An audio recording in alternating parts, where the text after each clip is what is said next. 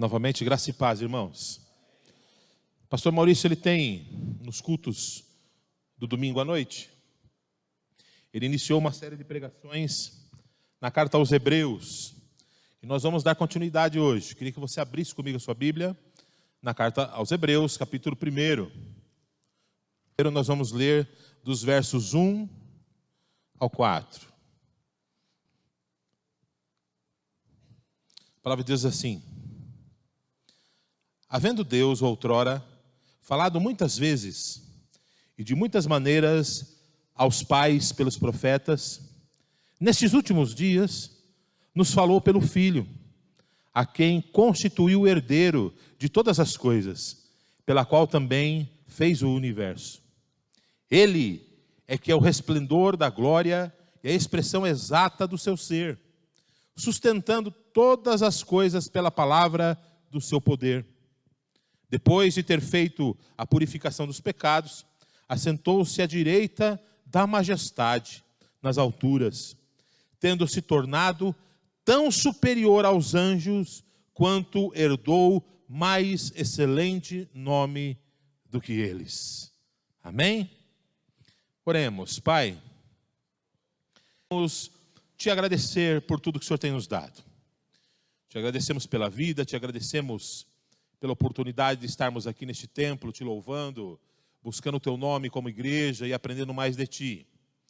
E nesta hora, Pai amado, tão especial, sublime para nós rogamos a ti que o teu Santo Espírito nos abençoe neste momento em que estaremos sendo ministrados na tua palavra e aprendendo mais de ti. Pedimos que o teu Santo Espírito nos auxilie, pedimos que haja em nós humildade, haja em nós paciência, haja em nós vontade de aprendermos, para que nós possamos sair daqui edificados e sermos lá fora, Senhor, pessoas melhores, cidadãos melhores, pais melhores, filhos melhores, esposas melhores, maridos melhores, porque a tua palavra tem sido eficaz no nosso coração e nós a aplicamos ela nas nossas vidas. Pedimos que o Senhor nos abençoe neste momento, no nome santo de Jesus Cristo. Amém. O tema da mensagem de hoje é o ápice da revelação de Deus na carta aos Hebreus. Durante a história do cristianismo, Jesus Cristo ele foi muitas vezes interpretado. Existiram muitas concepções a respeito de Jesus. O próprio John Stott mostra que na história Jesus Cristo foi descrito ao sabor das conveniências de cada época. Ou seja, conforme as épocas se achegavam e as coisas aconteciam, as pessoas apresentavam um tipo de Jesus que era segundo a sua conveniência. Isso aconteceu muito na Idade Média, que também era conhecido como Idade das Trevas. Por que era Idade das Trevas?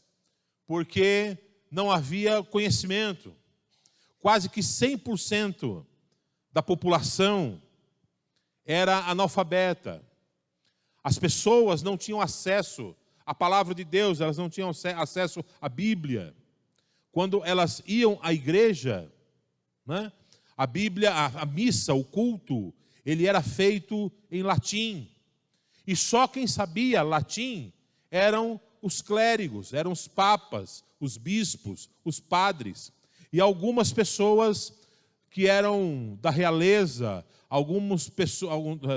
senhores feudais, condes, que tinham tido a felicidade de aprender um pouco do latim. Então, quando iam à missa, eles entendiam alguma coisa. Mas o povão, as pessoas não tinham esse conhecimento. E é por isso que a Idade Média também foi chamada como Idade das Trevas, porque as pessoas não tinham conhecimento. As pessoas ouviam as coisas e simplesmente eram obrigadas a acreditar naquilo que ouviam, porque não tinham conhecimento, não tinham nada a respeito para que elas pudessem refutar aquilo que estava sendo dito. Mesmo que elas percebessem que era injusto aquilo, mas elas não tinham como refutar aquilo, porque não tinham conhecimento. Nesta época, muitas facções pseudo-cristãs apresentavam figuras de Jesus conforme a sua conveniência, conforme a sua querência, conforme aquilo que eles acreditavam, né? E isso aconteceu muitas vezes na história da humanidade. O que nós precisamos é saber exatamente quem é Jesus, seu ensino, suas obras, e isso tudo é essencial para que nós possamos compreender o plano de Deus para a humanidade. Se nós avançarmos um pouco mais aqui no texto de Hebreus, quando nós chegamos lá no capítulo 6, nós vamos ter um texto que diz assim, que conhecer a Jesus Cristo e o seu poder é mais importante do que nós conhecermos doutrinas. Às vezes a gente fica tão preso a doutrinas, né? Aos dogmas, aos legalismos que os homens inventam para então gerir a sua vida religiosa, que nós nos despreocupamos em conhecer quem é Jesus. Quem é Jesus? Porque se nós nos preocuparmos em conhecer a Jesus Cristo, conhecer o seu poder, quem Ele é de fato para nós, o que Ele de fato representa para nós, o que Ele veio fazer, qual foi a sua missão, qual foi o resultado disso, nós vamos ser muito mais edificados, vamos conhecer muito mais o plano de Deus do que nós muitas vezes ficarmos discutindo doutrinas, como o pastor Maurício pregou hoje de manhã, às vezes até fábulas, contando genealogias que são fantasiosas, brigando, discutindo coisas inúteis, fúteis e que não nos levam a nada.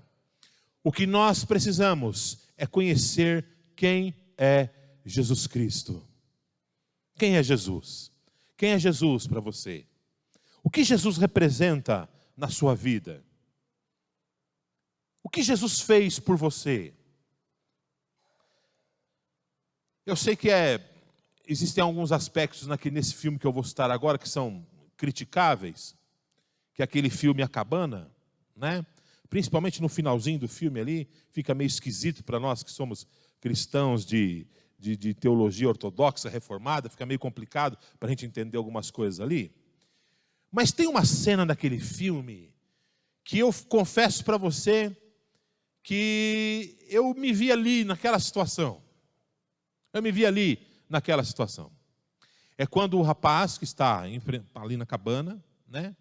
Ele já tinha falado com aquela senhora que era Deus, né? Que representava Deus. E tinha falado com a japonesinha lá, que representava o Santo Espírito. Aí ele vai para o lago, ele vai até o pier, no lago, né? E quem estava ali? Jesus. O rapaz que representava Jesus. E o rapaz o personagem, né, que estava envolvido naquela situação, disse, olha, eu fico tão à vontade quando eu estou com você, falando com Jesus. Eu estava lá com ela, mas eu não fico à vontade com ela. E também não fico tão à vontade com a outra, né? Mas com você eu fico tão à vontade. E o personagem ali disse uma coisa muito interessante. Ele disse, sabe por quê? É porque eu sou ser humano como você é. Eu tenho as mesmas dores que você tem. Eu sofri o que você sofre. Então eu entendo quais são as suas dores, né? E eu fiquei imaginando essa verdade a respeito de Jesus. Eu fiquei imaginando essa verdade a respeito daquele que é Deus. O Evangelho de João diz que no princípio era o Verbo, e o Verbo era Deus. Ele estava no princípio com Deus, e através dele, tudo o que foi feito se fez. Ele estava presente ali na criação. Jesus Cristo foi a voz, foi a palavra. Jesus Cristo foi o haja de Deus para que todas as coisas acontecessem. O próprio Deus se encarnou, se fez homem, se humilhou, deixou a sua glória, a glória do unigênito do Pai, e nasceu de mulher, sofrendo tudo aquilo que eu e você sofremos, Jesus, ele passou por uma infância, teve que ter pessoas que cuidavam dele enquanto ele era criança, teve que ter pessoas que o ensinaram tudo que vocês ensinaram aos seus filhos, a Jesus foi ensinado também. É bem provável que em algum momento Jesus tenha ficado adoecido e seus pais tiveram que tomar conta dele. Enfim, Jesus, ele passou por todas as nossas dores. E é por isso que ele nos entende tão bem. É por isso que ele é chamado lá em Isaías de Emanuel, Deus conosco. Esse é o nosso Jesus. E nós precisamos entender esse Jesus, nós precisamos compreender quem é Jesus e o que ele representa nas nossas vidas. Amém, amados? A carta aos Hebreus, ela foi escrita por um cristão conhecedor do pensamento judaico. De uma forma magistral, o autor faz uma analogia usando o Antigo Testamento para apresentar a superioridade de Jesus Cristo. Nós não sabemos quem é o autor de Hebreus. Eu, particularmente, gosto de acreditar que o autor de Hebreus foi Paulo. Mas dizem que pode ter sido Apolo. Outros dizem que pode ter sido Lucas. Outros dizem que pode ter sido um outro cristão erudito, proeminente na época que escreveu essa carta. Por causa da erudição que ela tem, né? O grego erudito que ela traz, tal, tem muita coisa de Paulo, tem muita coisa de Lucas também, né? Então, mas nós não sabemos quem foi o autor de Hebreus. Mas nós sabemos que a intenção daquele que escreveu Hebreus era mostrar a nós hoje, ao povo judeu primeiro e a nós hoje, quem é Jesus Cristo. Quem é Jesus? A superioridade que tem Jesus. Existe uma seita pseudo-cristã, que são os testemunhas de Jeová, que eles dizem o seguinte, que Jesus Cristo, ele não é Deus, ele é filho de Deus, como eu e você somos, né? Nessa concepção de criatura, que em algum momento Deus o criou também. E que por causa disso Jesus, ele não é Deus. Por causa disso Jesus, ele é semelhante a um anjo. Jesus, ele é igual a um anjo. O chefe dos anjos do céu era Jesus.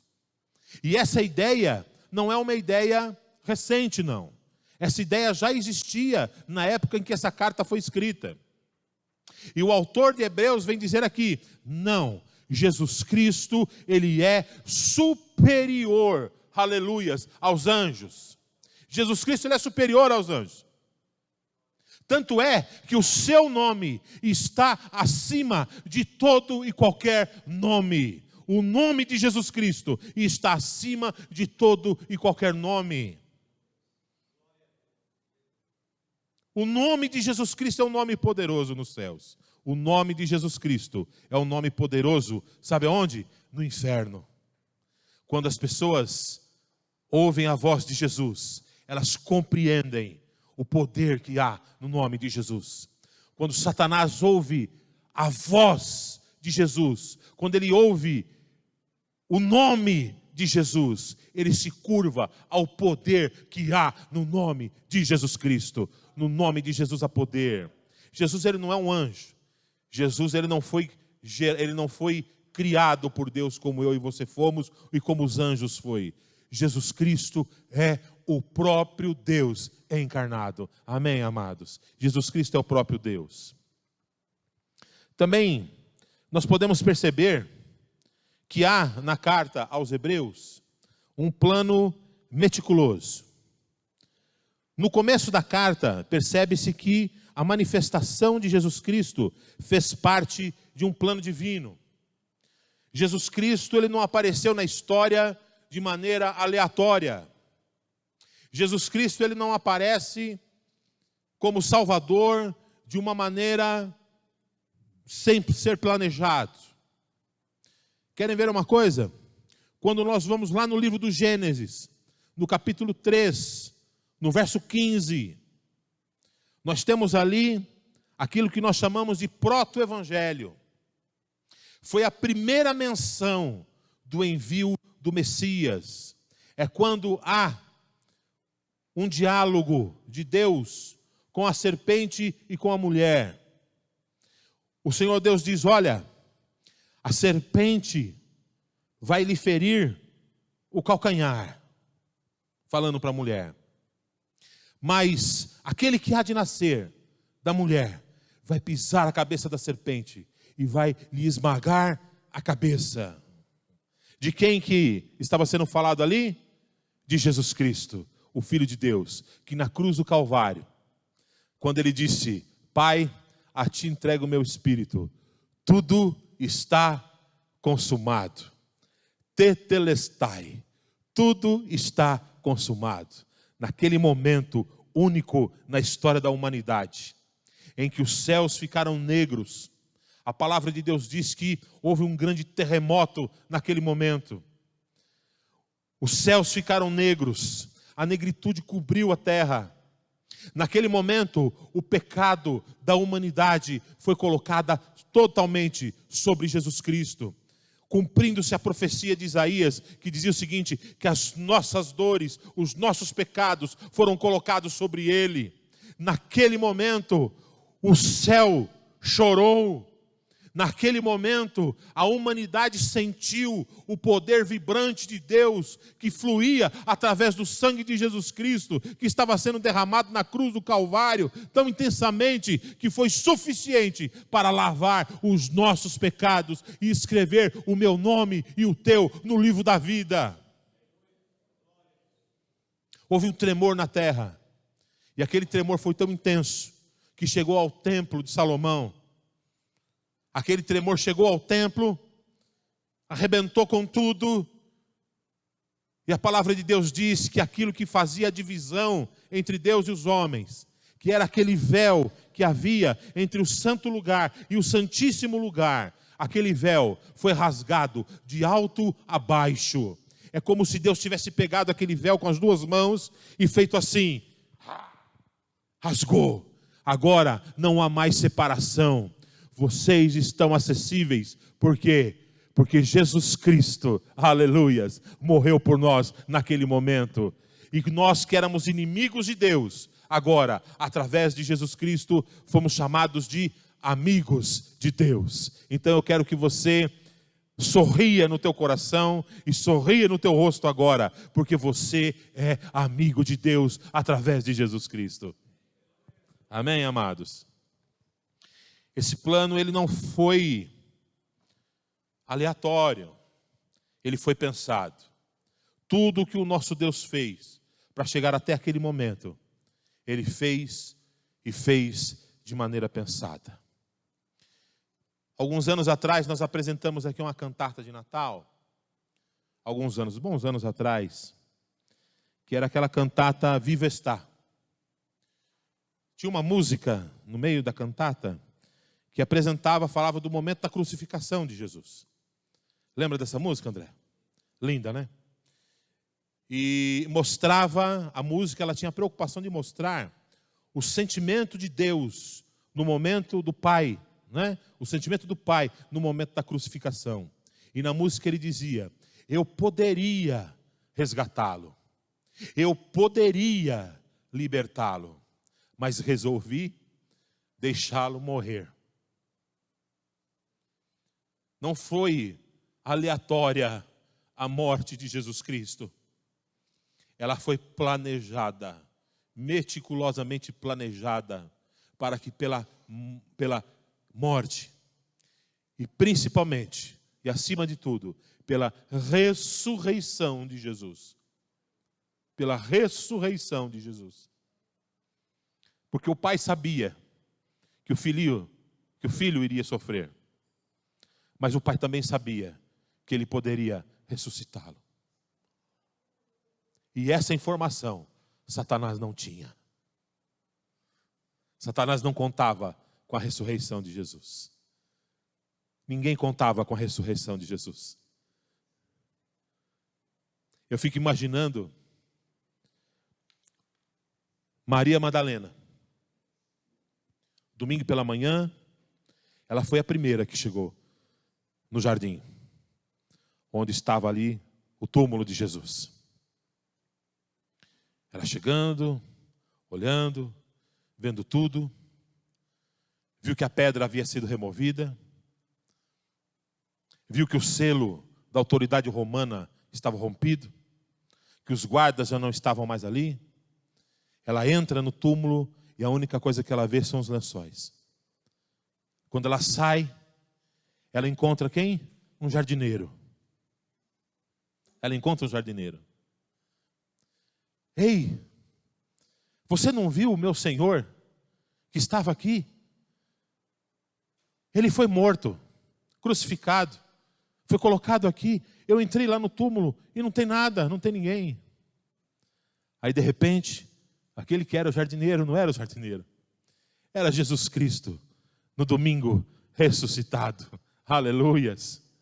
E ela reconhece Jesus. E ela diz: Rabone. Aleluias.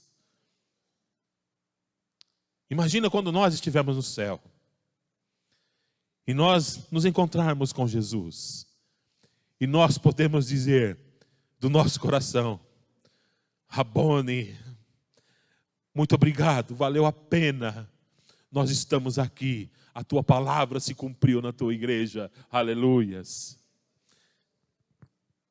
Que alegria que aquela mulher deve ter sentido. Não foi aleatória o plano de salvação. Ele foi planejado por Deus. Amém, amados? Para algumas pessoas isso pode parecer cruel. Como que pode um pai planejar dessa maneira, tão friamente, a morte de um filho? Não, não foi fria, não. Mas era a única opção. Era a única coisa que poderia ser feita para que eu e você pudéssemos estar salvos hoje. Amém, amados? Um outro aspecto disso é que o plano de salvação, ele foi progressivo. Hebreus revela uma continuidade entre os eventos do Antigo Testamento com a pregação cristã.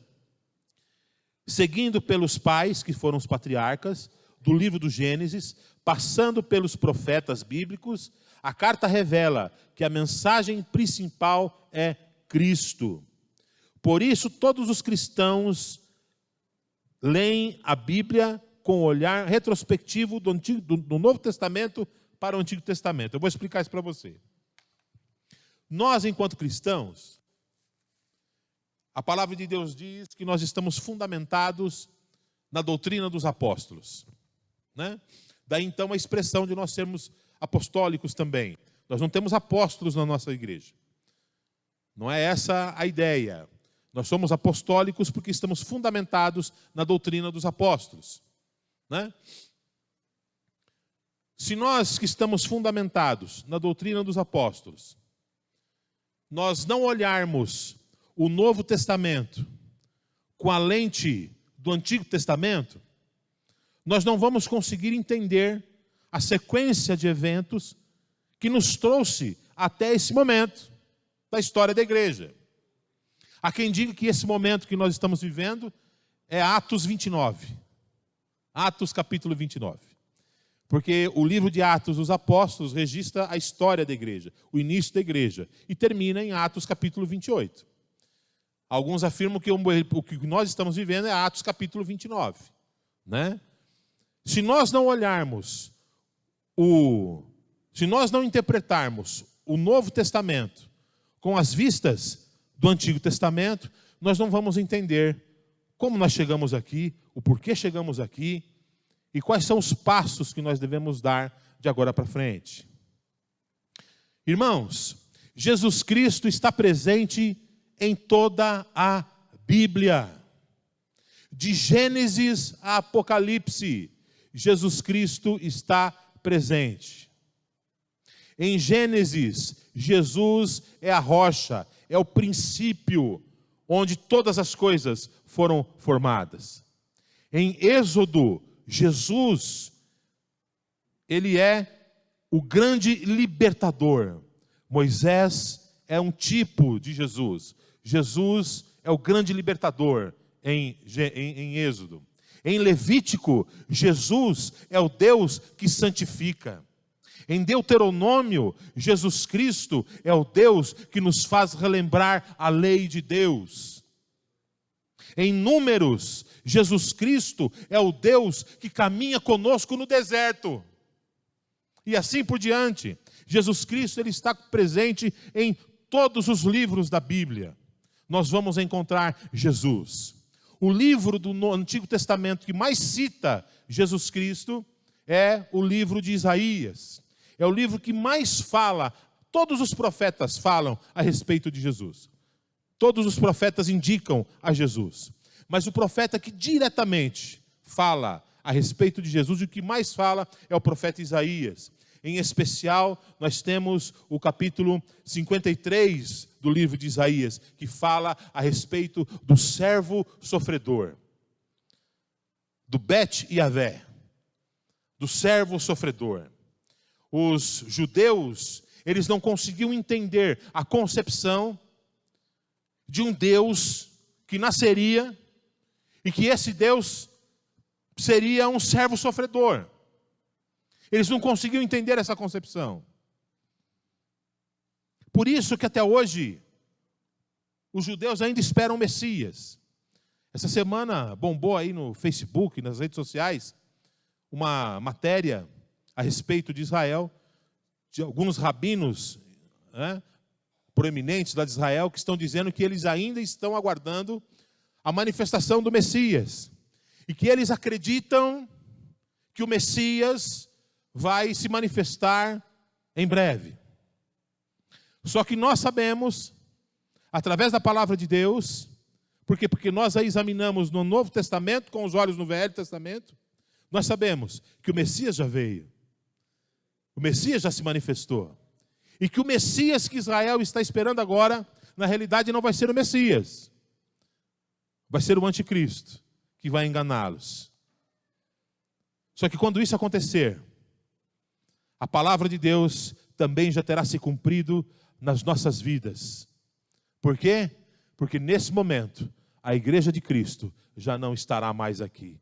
No momento em que o anticristo entrar em Israel como seu governante, a igreja não estará mais aqui. A igreja já estará com Jesus Cristo no alto, porque Jesus Cristo morreu e a morte dele e o sangue dele garante que nós estaremos com Jesus naquele momento. Estaremos lá. Foi progressiva essa manifestação ao longo do tempo de Jesus. Duro é para o gordinho abaixar, né? O Maurício do dia deixou cair um negócio aqui, achei tão fácil que ele abaixou e pegou, né? Fup! Pegou o papel dele aqui e falou, isso vai comigo. Tem que chamar uns 2 diáconos aqui. Mas eu vou ficar magrinho, vocês vão ver. Segundo aspecto disso. Terceiro aspecto disso, desse livro. É que esse plano foi um plano maravilhoso. Repita comigo assim bem forte. O plano de Deus, revelado em Hebreus, para a minha vida, é um plano maravilhoso.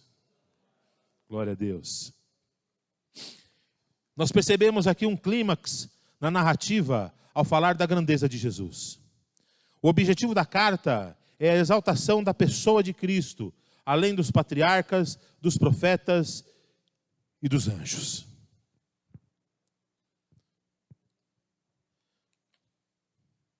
Existe muita dúvida a respeito da Arca da Aliança. Muitos defendem a ideia de que a Arca da Aliança foi escondida e de que a própria Arca da Aliança, a verdadeira, que foi feita por Moisés, ela ainda existe e está guardada, escondida em algum lugar. Tem muita gente que acredita isso. Eles acreditam que, por exemplo, quando houve a invasão babilônica, a tradição judaica diz o seguinte, que alguns sacerdotes, antes que eles conseguissem chegar no templo, eles conseguiram esconder a arca. E a arca teria ficado escondida durante todo esse tempo. E por causa disso, então, eles não conseguiam mais fazer sacrifícios, enfim, uma série de coisas.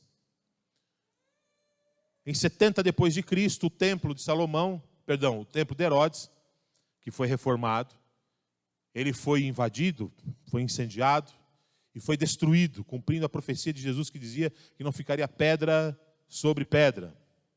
Não ficaria pedra sobre pedra. E esse templo não existe mais. E os judeus ficaram parados no templo, aguardando até o momento propício de reerguer um novo templo. Nós sabemos que esse momento está próximo, ele está perto de acontecer. Se Israel quisesse hoje, por exemplo, reerguer o templo, ele poderia fazer isso hoje com a maior facilidade. Mas é interessante,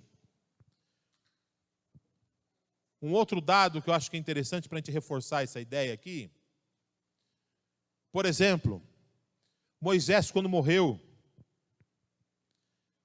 a palavra de Deus diz em Judas, na epístola de Judas, que Moisés ele subiu ao monte, e do monte ele viu até os judeus atravessarem, o povo atravessar o Rio Jordão e entrarem na terra prometida. E ali, naquele monte, ele faleceu. E a epístola de Judas diz o seguinte, que em dado momento, Satanás e um anjo do Senhor contendiam pelo corpo de Moisés. Satanás tinha interesse no corpo de Moisés. E a palavra de Deus diz que em nenhum momento o anjo do Senhor proferiu nenhum tipo de desaforo a Satanás. Muito pelo contrário, dizia que o Senhor te repreenda. Um outro dado interessante. Aquela mulher que tinha o fluxo de sangue. Ela estava há muitos anos enferma, né? Ela rompeu várias barreiras religiosas e culturais para chegar até Jesus. Aí ela pensou, se eu simplesmente tocar na orla dos vestidos de Jesus, eu vou ficar curada, né? Então ela faz isso, ela vai até Jesus, toca no vestido de Jesus e é curada. Tocou no vestido de Jesus e ficou curada. Aí Jesus virou e falou, escuta, de mim saiu poder, eu senti que de mim saiu poder. Jesus vira e encontra ela ali. Aí ela vira para Jesus e fala, não mestre, eu coloquei no meu coração que se eu tocasse nos seus vestidos, eu ficaria curada. E Jesus diz, mulher, vá em paz, mas diga o seguinte, a tua fé te curou. Sabe por que Jesus está falando isso? Porque se Jesus não diz isso, até hoje, a gente estava inventando roupas de Jesus para tocar nelas, para sermos curados. Por que o anjo estava contendendo com Satanás pelo corpo de Moisés? Para que não se tornasse idolatria aos homens. Por que Deus permitiu que a arca da aliança sumisse, desaparecesse? Para que não se tornasse idolatria aos homens. Sabe por que nós não precisamos dessas coisas? Que nós não precisamos de copo de água na hora da oração, a gente não precisa do sal grosso, a gente não precisa de toalhinha, né? Muito menos de toalhinha cuspida. A gente não precisa de nada disso. A gente não precisa de toalhinha debaixo do travesseiro. Nós não precisamos de imagens, né? Nós não precisamos de símbolos, nós não precisamos de absolutamente nada disso. Sabe por quê? Porque quem nos salvou foi Jesus Cristo, o Filho de Deus. E aquilo que Ele fez por nós é suficiente para escrever o meu nome e o teu no livro da vida, para perdoar os nossos pecados, aleluias, e nos manter firmes nos caminhos com o Senhor. Amém, amados? Nós não precisamos de mais nada disso. E o que o autor de Hebreus está querendo nos mostrar é que esse plano ele é tão maravilhoso que mostra a superioridade de Jesus Cristo acima de todas essas coisas. Mas nós, os homens, nós inventamos essas coisas. A gente inventa essas coisas. E a gente diz, não, pastor, mas a gente precisa, às vezes, né, de materializar a nossa fé. Para que nós precisamos materializar a nossa fé, se Deus não precisa da minha fé? Você sabia disso? que Deus não precisa da tua fé? Nós é quem precisamos de fé para nos mantermos firmes no caminho com o Senhor. Amém, amados? Nós é porque precisamos de fé. E a nossa fé, ela precisa estar fixada unicamente em Jesus Cristo, o Filho de Deus. Amém? A pessoa de Jesus, ela precisa ser exaltada na minha vida e na tua vida, na vida da igreja, na vida de você individualmente. A pessoa de Jesus Cristo precisa ser exaltada nas nossas vidas. Amém? E como é que nós fazemos isso? Como é que nós elevamos o nome de Jesus nas nossas vidas? Como é que nós exaltamos o nome de Jesus nas nossas vidas? Não é criando essas porções religiosas. Não é criando isso. Muito pelo contrário. É vivendo o amor de Jesus Cristo nas nossas vidas. Amém? Glória a Deus por isso. Ele é Deus conosco.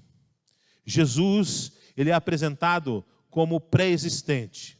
Ele é Filho de Deus, dono de todas as coisas, Criador do universo com a Trindade. Na mesma toada, também somos informados que Jesus se manifestou a nós como resplendor da glória divina e a exata manifestação de Deus. Quando no início eu questionei e disse a vocês, olha, nós precisamos conhecer Jesus. Precisamos saber quem é Jesus Cristo. Jesus Cristo não é aquela figura, né, que nós vemos naqueles quadros.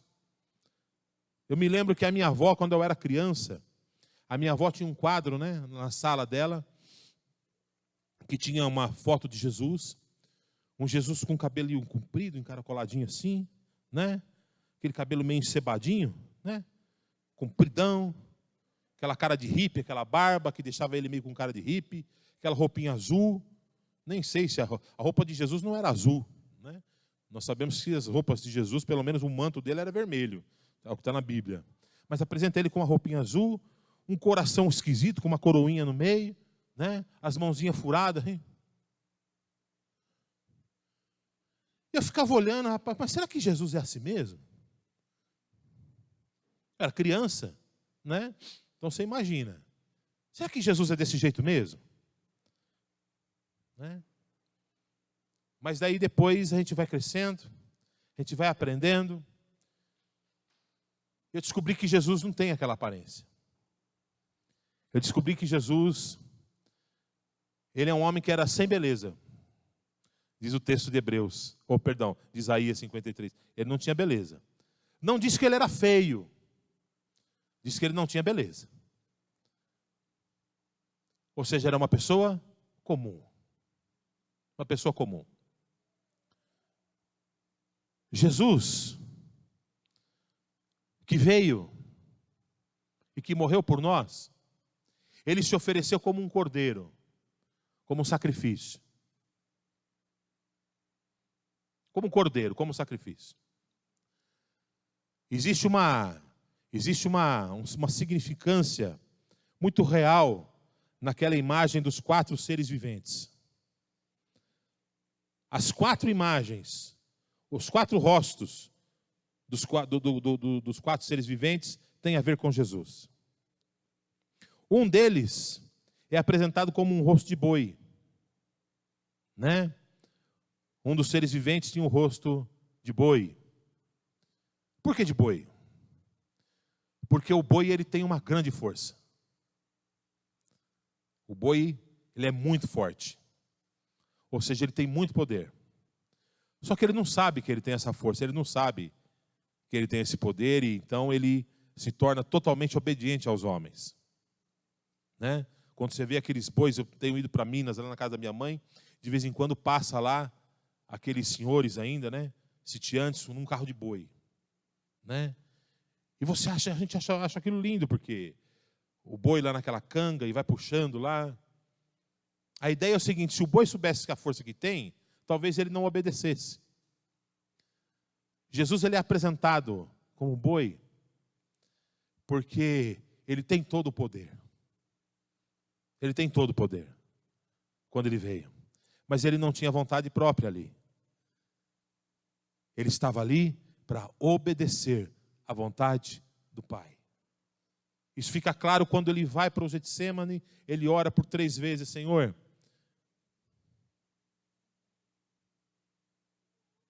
olha, acho que vai ser difícil.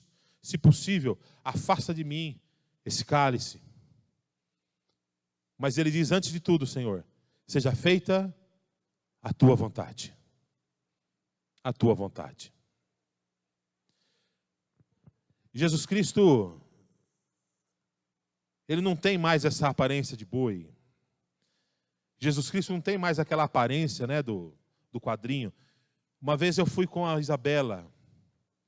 Estava eu e a Suzana, nós fomos registrar o estatuto da igreja, da Liviero, e era lá na Sé.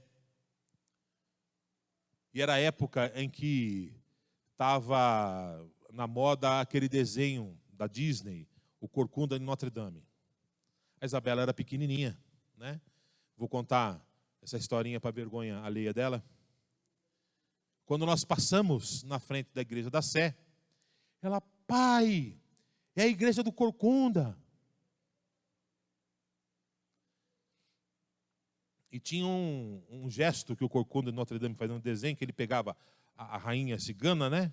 Ele levantava a rainha cigana e gritava, santuário, na frente da igreja. Santuário! E ela ficava guardada lá dentro, ninguém podia tocá-la. Adivinha o que o pai teve que fazer?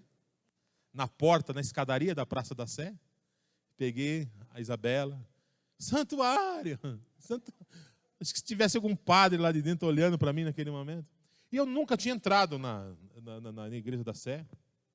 Entrei, e quando nós entramos assim, acho que era do lado esquerdo, tinha um esquife de vidro, né? Com uma estátua, né? Muito real, não sei quem já esteve lá e já viu isso, mas muito real, muito parecido com o corpo mesmo, né? De Jesus que tinha acabado de ser crucificado e colocado ali, né? Meus irmãos, essa menina quando viu Jesus ali, pai, é Jesus que está ali, pai, é Jesus. E eu, meu Deus do céu, Isabela, vamos embora, né? Ela ficou assustada com a estátua retalhada, picada de Jesus que estava ali, né?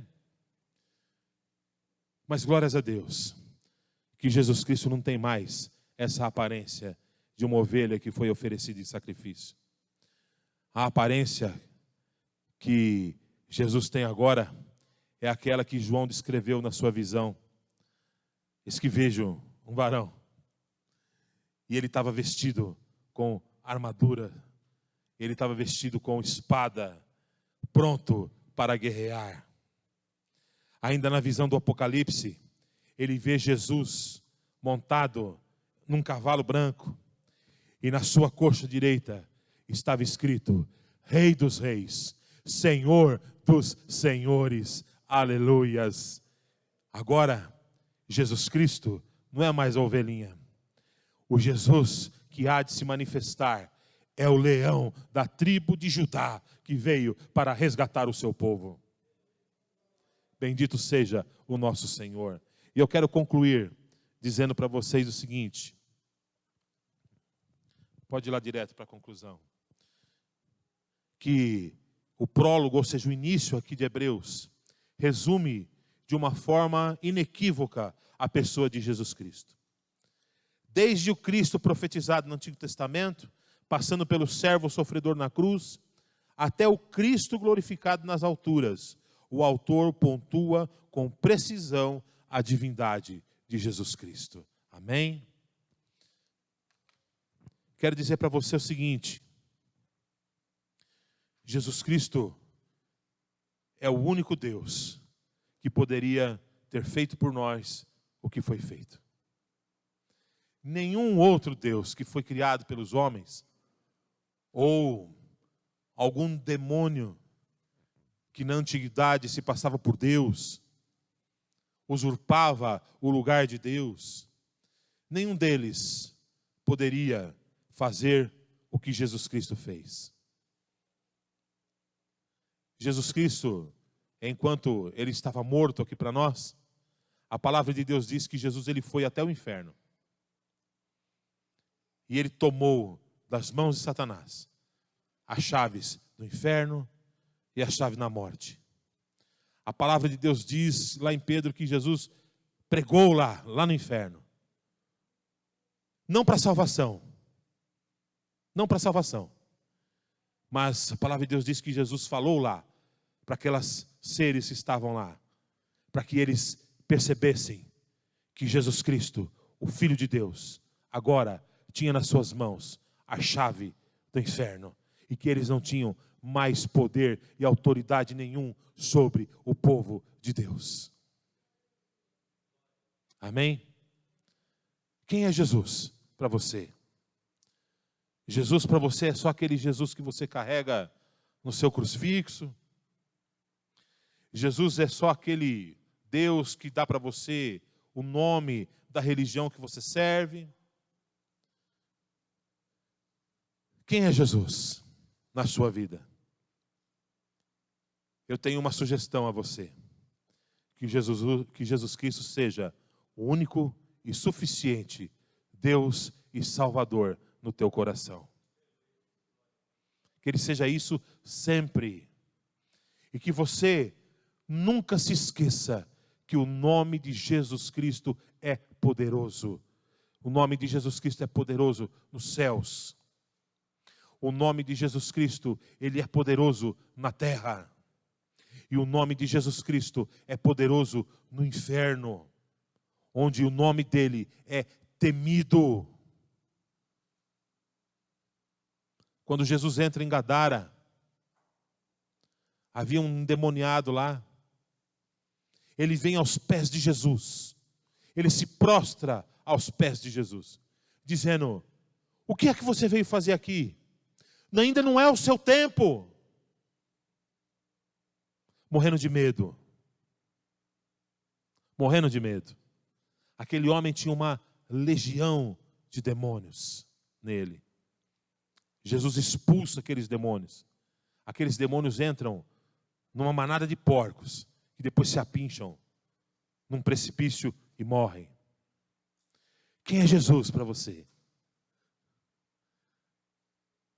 Quem é Jesus? Quem é Jesus no teu coração, na tua mente, na tua alma? Louve esse Jesus todos os dias. Glorifique o nome de Jesus todos os dias. E que a sua vida, todos os dias, exalte ao nome de Jesus. Amém? Vamos ficar de pé, vamos orar.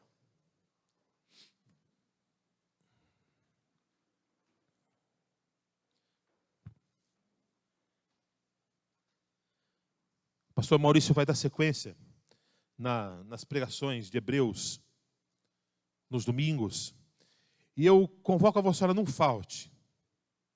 Se tem uma carta do Novo Testamento que eu sempre amei, é a carta aos Hebreus. Se você pegar a minha Bíblia de leitura e de estudos, que está ali com a Suzana, você vai ver que a carta aos Hebreus ela está todinha rabiscada de tantas vezes que eu já li, e tantas vezes que eu já estudei, tantas vezes que eu já chorei, lendo a carta aos Hebreus. Sou apaixonado por essa carta. Pastor Maurício vai dar sequência nessas mensagens expositivas a partir do domingo que vem. Ele começou domingo passado e vai falar sobre isso também domingo que vem. Não perca. Esteja participando. Você vai começar a compreender, vai começar a ver uma revelação de Jesus diferente que Hebreus traz para as nossas vidas. Amém? Feche os teus olhos. Senhor, eu quero te agradecer imensamente pela grata oportunidade que tive hoje, Senhor, de ser edificado através da ministração da tua palavra. Senhor Deus, que nós possamos, Jesus Cristo, todos os dias nos aplicarmos a conhecer-te cada dia mais, a conhecer-te cada vez mais. Senhor Deus, nós precisamos conhecer o teu Filho, Nós precisamos conhecer cada vez mais o seu poder, a sua autoridade nas nossas vidas. Ó Pai amado, o teu agir nas nossas vidas. E por isso, Senhor, abre os nossos corações. E Pai bendito, que o teu povo se alegre, Senhor, em ler, em estudar a tua palavra. Porque não há uma outra maneira de nós conhecermos a ti que não seja através da tua palavra, Senhor. Por isso eu te peço, Santo Espírito, anima o teu povo aqui presente hoje a lermos a tua palavra e a conhecermos cada vez mais a respeito de ti. Porque, Senhor, é conhecendo a tua palavra que nós percebemos a importância de ficarmos firmes nesses dias conturbados, e através da tua palavra que nós entendemos todo o contexto social e de vida que nós estamos vivendo hoje, Senhor, e é tudo isso que nos faz ficar firmes, sabendo que o Senhor está próximo, que a tua palavra vai se cumprir, e logo, logo, Senhor, nós estaremos contigo nos céus. Pai amado, leva-nos em paz aos nossos lares hoje. Que a tua palavra fique nos nossos corações, que o Senhor é superior a todas essas coisas, que o teu nome é superior, que o teu plano, Senhor Deus da salvação, foi um plano perfeito. E Pai amado, eu te agradeço imensamente por isso. Leva-nos em paz, meu Pai, no nome santo do Senhor Jesus Cristo. Amém, meu Deus.